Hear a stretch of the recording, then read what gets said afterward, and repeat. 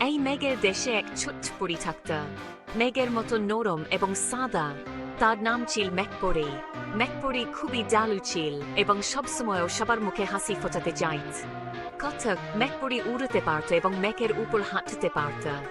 তার জাদুর ক্ষমতা ছিল এবং সে ইচ্ছামতো মেঘের আকার পরিবর্তন করতে পারত। আমার বেলুন হারিয়ে গেছে। কি হয়েছে রাজা, কেন কাঁদছ?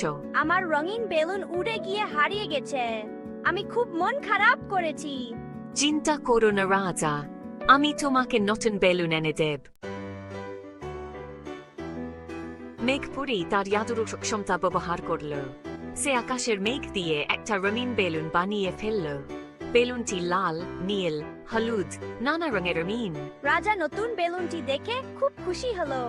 সে মেঘপরীকে ধন্যবাদ জানালো। মেঘপরী রাজার সাথে আকাশে উড়ে বেড়ালো।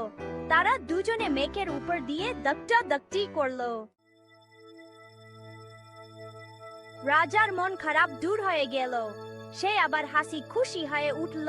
মেঘপরি রাজাকে বিদায় জানালো। সে আকাশের দিকে উড়ে চলে গেল। রাজা মেঘপরীর মায়াবী স্পর্শ কখনো ভুলতে পারবে না।